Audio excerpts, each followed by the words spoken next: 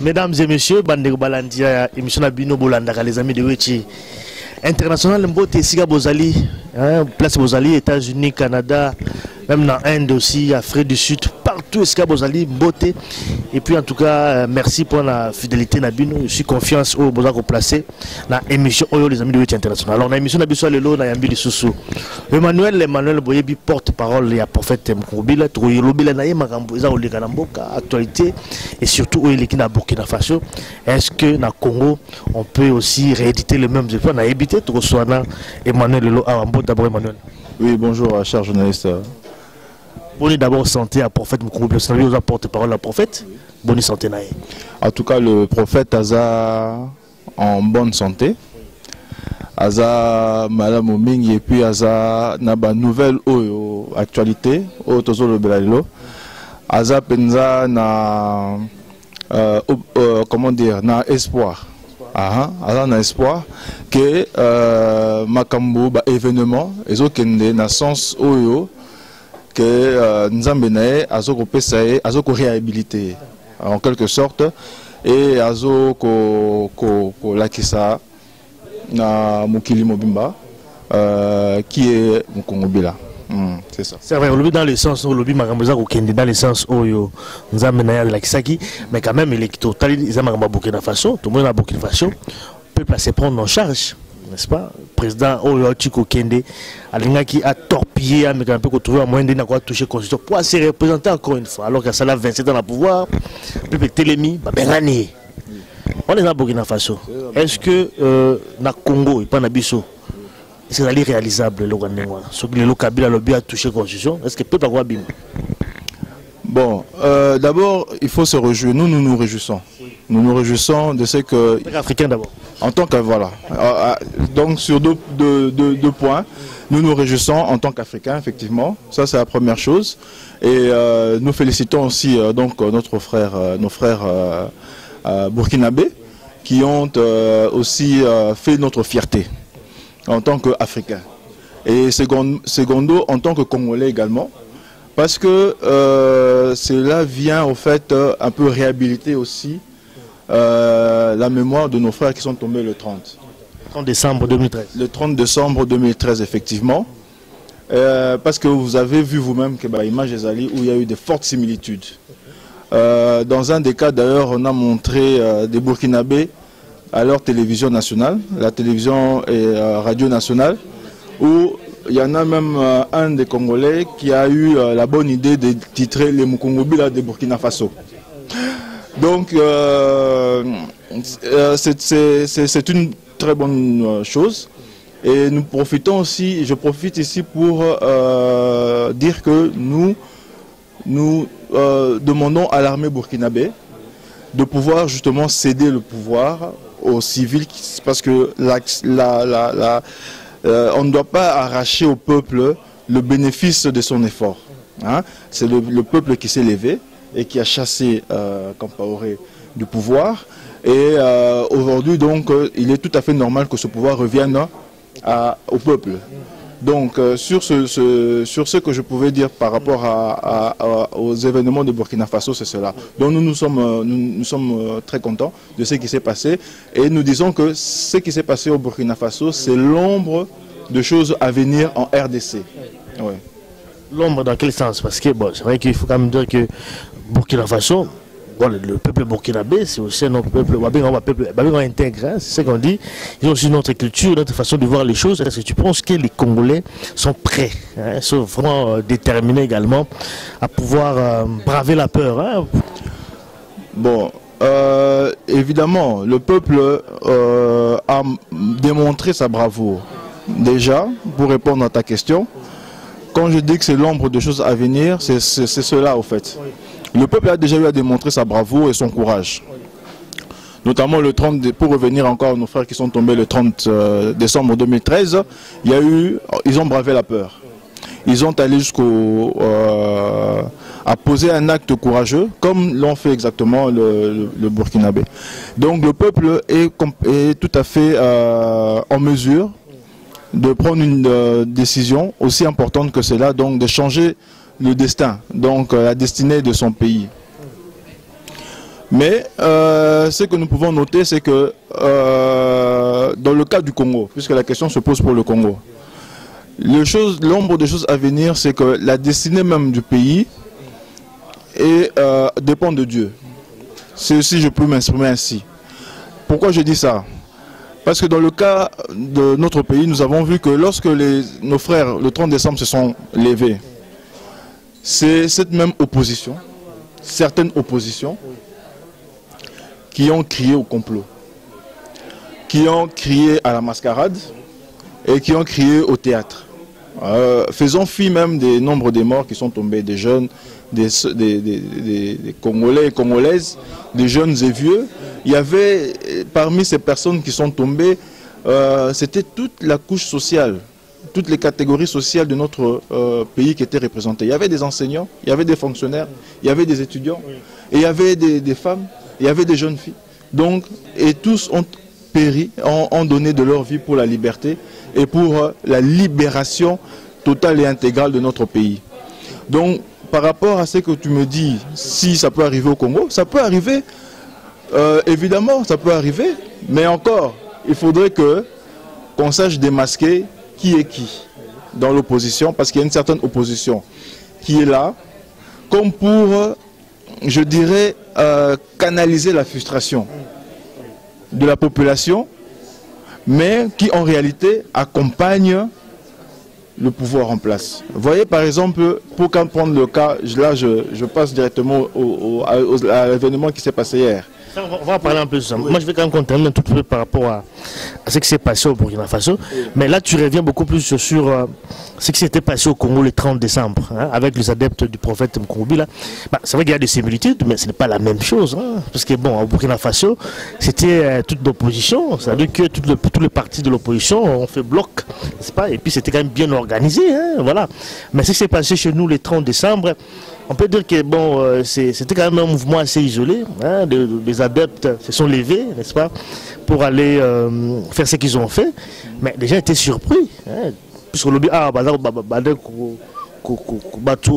soit membre de l'opposition, considéré en hauteur, traite, tous ces alibis, maquillage, il y a pouvoir. C'est tout à fait normal parce qu'on n'était pas informé de ça. C'est-à-dire qu'on a vu des gens qui sont allés, ça veut dire RTNC, l'aéroport, mais on ne savait pas ce qui s'était passé au juste.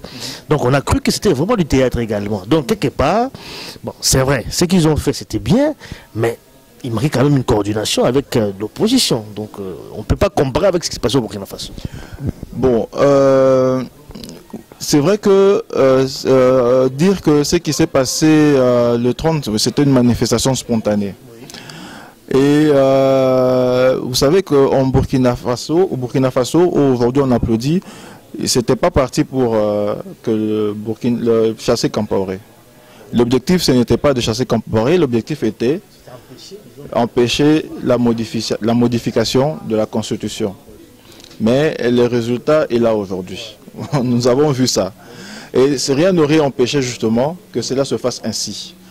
Et c'est vrai que quand tu soulèves le point que toutes les forces vives de la nation burkinabé étaient coalisées, donc ils ont convergé ensemble vers un objectif bien précis. Malheureusement chez nous, on a ce problème-là, que de se mettre ensemble pour pouvoir définir un objectif bien précis, et même quand cet objectif est défini, pour définir maintenant les moyens d'y parvenir. C'est un handicap quand même. C'est un très gros handicap parce que c'est là où nous parlons justement de l'ignorance subjective de l'intention objective. Qu'est-ce que je veux dire par là? Je veux dire par là qu'il y a en nous une certaine mauvaise foi qui ne veut pas voir qui veut pas voir des gens émerger. Une guerre de leadership larvé qui fait que ça sert au fait finalement d'annihilation à toute action qui peut apporter la libération, qui peut arriver pour apporter la libération. C'est pourquoi nous disons la destinée du Congo aujourd'hui dépend de Dieu. Parce que si nous regardons... Comment tu peux expliquer? Ça dépend de Dieu par rapport à quoi? Parce que bon, les peuples s'est levé au Burkina Faso, il n'y avait pas Dieu derrière ça. Donc ils se sont levés. Nous, on doit penser à Dieu pour libérer notre... Par rapport à ce qui s'est passé au Burkina Faso, on a vu des images, il y a des journalistes qui ont titré que Dieu ne dort pas. Par rapport à ce qui s'est passé. Pour la détermination du peuple aussi. Effectivement, mais c'est ça que je vous parle du 30. Quand je vous parle du 30, les gens qui se sont levés là, c'était des Congolais. Voilà. Ça dépend. Mais le problème, c'est au niveau maintenant des forces vives de la nation. Quand nous disons ça, nous savons que le ver est dans le fruit. Et tant que le ver est dans le fruit, toute action est annihilée au départ. Lorsque nous parlons d'empêcher la modification des élections, hein, de la Constitution, pardon, la population demande le départ immédiat de Kanambe. Mais on a une certaine opposition qui dit non, il ne faut pas que Kanambe doit demeurer, donc alias Kabila doit demeurer jusqu'à ce que son mandat termine. Ok? C'est quelle population qui demande le départ de Kabila immédiat, le départ immédiat? Parce qu'il y a un mandat qui court jusqu'à la fin de l'année 2016. S'il faut être démocrate, on doit respecter quand même la Constitution, aller jusqu'au bout. Si on doit être démocrate, justement, Kanambe doit commencer par admettre qu'il n'a pas été élu au Congo et qu'il n'a jamais été élu au Congo. Hein? Et qu'aux dernières élections, il y a eu fraude, il y a eu tricherie, et qu'il devait d'abord commencer par reconnaître cela, et que par la suite, dire que parce que nous sommes démocrates, il faut laisser Kanambe alias Kabila terminer son mandat jusqu'en 2016. Bien aimés, chers compatriotes, chers Congolais, tous non un peu na maele ya bomoto, tous mes kako raisonner bien.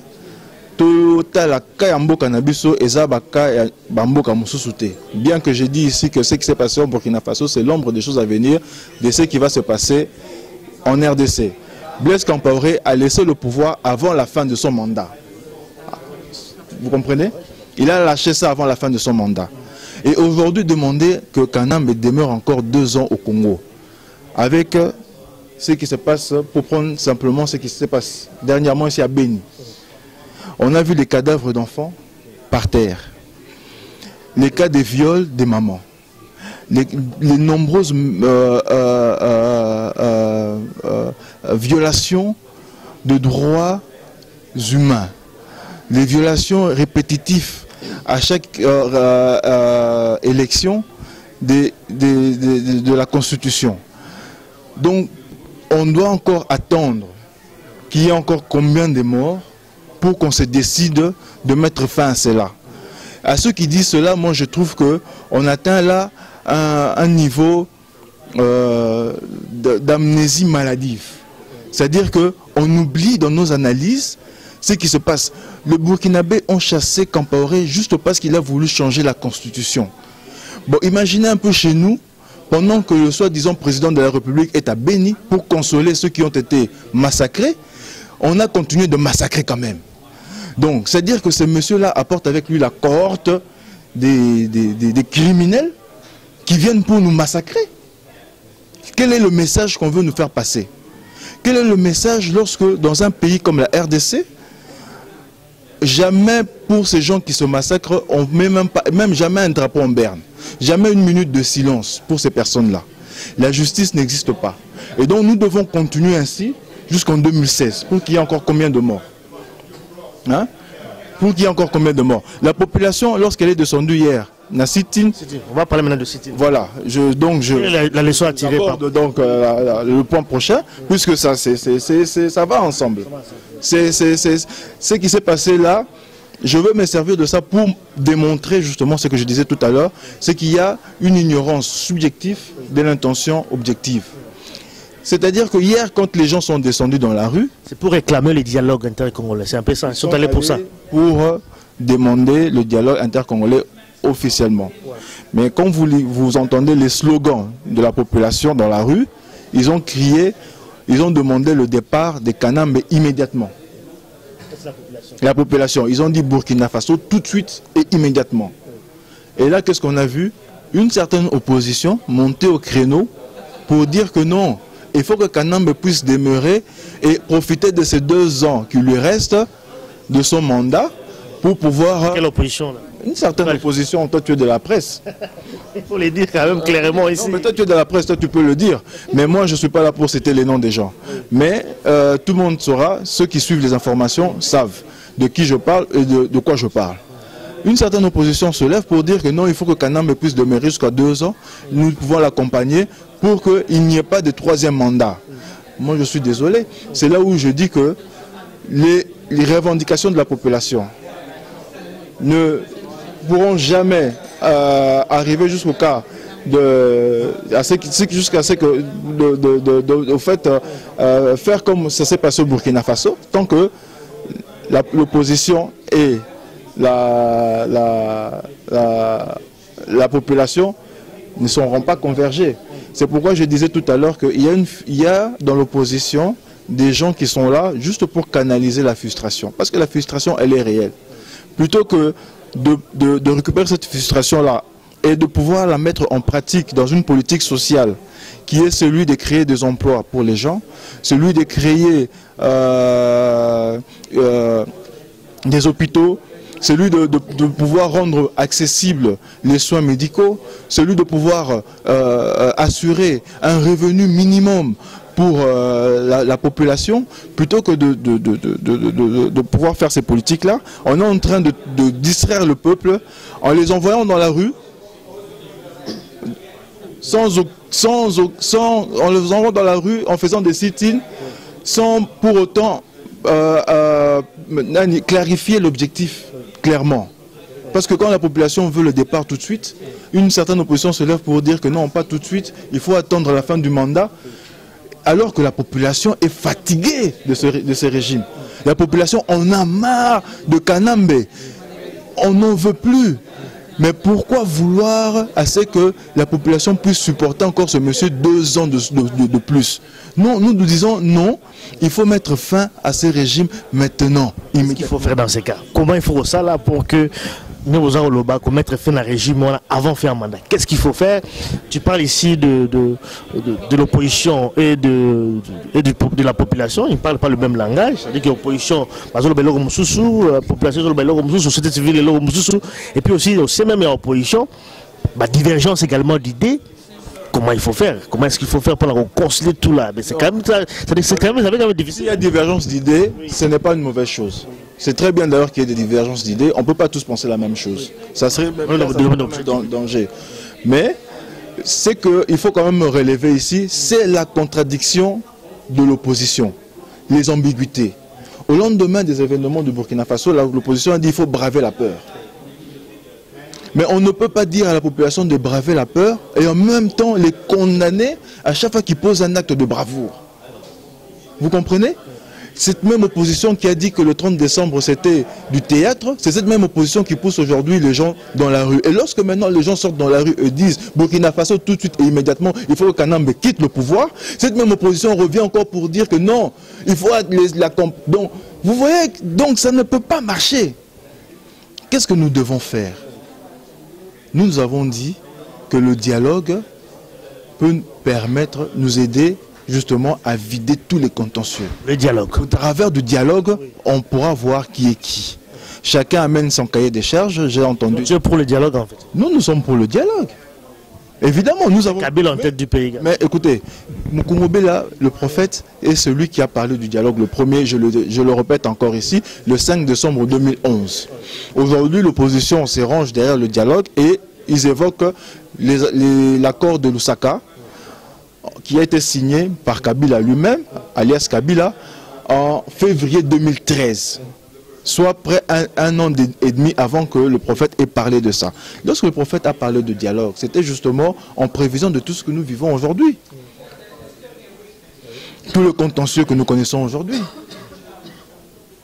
Il fallait justement, dès le départ, parce qu'il y avait eu tricherie qui a été reconnue par tout le monde, par des organisations sérieuses, comme celui c'est Jimmy Carter, je pense, qui était là. L'Union européenne avait envoyé ses délégations. Lui-même, Kanambe, a reconnu dans son discours qu'il y a eu des tricheries. Donc, il ne fallait pas passer ainsi par la force, il fallait s'asseoir pour régler ces problèmes-là. S'asseoir avec qui finalement? Parce que quelque part, vous réclamez le départ des Kabila, et puis en plus, vous réclamez en même temps les dialogues, mais finalement, vous dites des choses à la fois. C'est pratiquement difficile. Le départ ou le dialogue entre les deux? Je pourrais dire ici que l'un n'exclut pas l'autre. Vous comprenez? Dialoguer, qui doit dialoguer en fait? On va dialoguer. Dialoguer. Comme on a toujours dit, entre Bissoba Congolais, tu dois dialoguer. Il faut tout. C'est un Mboka Kabila. Kabila n'a pas été élu par les Congolais. D'accord, même s'il n'a pas été élu, mais il est président de la République du Congo pour l'instant. Mais si aujourd'hui il convoque les dialogues entre Congolais, terres congolais, est-ce que vous serez d'accord? C'est le dialogue qui sera justement le soubassement pour pouvoir demander ce départ-là. Parce que le dialogue ne se fera pas avec Kabila. Kabila, on l'a toujours dit, c'est un Rwandais. Il doit retourner chez ses frères rwandais, là-bas au Rwanda, ou bien en Tanzanie, je ne sais pas, ou là où il a toujours été. Il ne connaît rien de notre histoire. Tu as reçu ici notre confrère Rastabob. Il y a eu Masola Rastabob. Kanambe, est-ce que Kanambe a eu Masola ou Enge Muzika? Donc ce n'est pas un Congolais. Donc il doit dégager, aller là où il a toujours été. Nous maintenant on va rester entre nous Congolais pour pouvoir nous asseoir, ok, et régler nos contentieux. S'il ne veut pas partir par le dialogue, il partira comme cela se fait au Burkina Faso. J'ai dit ici que ce qui s'est passé au Burkina Faso, c'est l'ombre de choses à venir. En RDC, nos frères, le 30, ont donné le là. Les Burkinabés ont répondu. Et nous, nous allons clôturer avec Kanambe. On va clôturer. Voilà le message. Il y a Emmanuel, porte-parole, il y a prophète Mokongobila. C'est vrai que Mboka de Tolobaka, Mboka ça va très mal, surtout dans l'Est, Mboka na biso na Beni. Parce qu'on massacre bande Nabiso. Et jusque-là, toujours, vous matez, banane, bazali derrière, massacre, c'est vrai que ça fait très mal. Situation aussi également à Kinshasa, c'est vrai que moi, problème d'insécurité, il faut quand même qu'on me là pour que Marambo et les cas. Vraiment malade na gati amboka absolument beaucoup beaucoup na français moi mingi mais to comme na suka Emmanuel et le n'ont pas de quoi na peuple congolais na bandeko ba combattant ba tout bazar landa biso pour terminer en tout cas cette émission. Pour terminer, moi je demande aux Congolais de sortir de l'amnésie, de pouvoir maintenant identifier qui est qui, que ça soit dans l'opposition. Surtout dans l'opposition. Parce que ce qui s'est passé en Burkina Faso, c'était aussi le travail de l'opposition. Que cela a été rendu possible. Donc on doit comprendre, et je m'adresse surtout à nos frères qui sont à Kinshasa. Et vous qui êtes dans la diaspora, de pouvoir sensibiliser. Parce que peut-être que Bazan a une opportunité à Rolandanga. À cause de ce que vous savez, il y a une politique et une volonté, c'est dont je parlais, c'est donc la mauvaise foi qui veut que les Congolais n'aient pas accès à Internet. Or, ça n'a pas de sens. Internet, c'est le repamba. Congolais, tu fais un accès à Internet, mais nous n'avons pas ça. Donc, bino batubozo landangai, boy banako sensibiliser bandeko obaza na mboka, ba comprendre le nanyaza nani.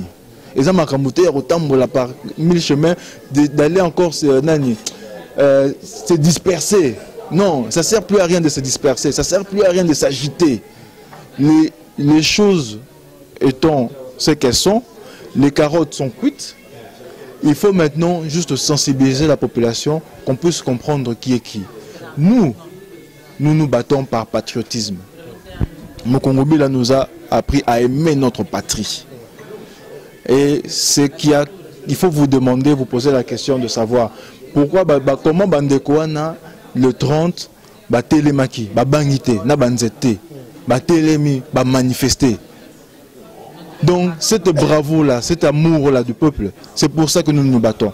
Nous n'avons pas besoin de postes, nous n'avons pas besoin nous avons besoin que Congolais Azala bien épanaillé, Azana bonheur d'être chez lui. Nous avons un pays qui a tout. Botala Saoudia, ils n'ont que le pétrole et le gaz. Saoudien et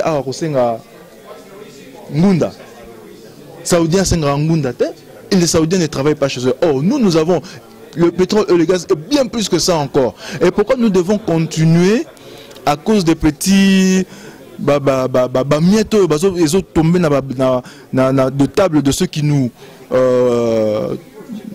je peux dire, qui nous colonisent, qui nous maltraitent. Et nous devons, en dessous de la table avec les miettes, nous entretuer pour ça. Donc, nous devons quand même aimer notre patrie. Aimer la patrie, c'est mettre les intérêts de la nation avant l'intérêt partisan et égoïste. C'est ça. Et moi, j'appelle la population à regarder, aujourd'hui, à regarder le prophète. Mokongobila, comme ce fut le temps, comme ce fut à l'époque avec Israël, lorsqu'il regardait le serpent d'airain, après avoir été mordu par le serpent. Il fallait regarder de nouveau ce serpent-là pour être guéri. Donc j'invite la population, ceux qui se battent pour la liberté, Tozali et Belé, la majorité silencieuse, les caramels pas dans les médias, Tozali et Belé, qui se battent et qui veulent la libération de notre pays, cette libération est à portée de notre main. Maintenant, il faut juste que nous puissions fixer nos regards et ne plus nous tergiverser. C'est ça que je peux dire. Merci en tout cas Emmanuel pour cette intervention. Puis voilà, je vous fixe le rendez-vous à la prochaine occasion et entre-temps, restez branchés sur notre site www.lesamidewechirDC.com. À très bientôt, merci beaucoup.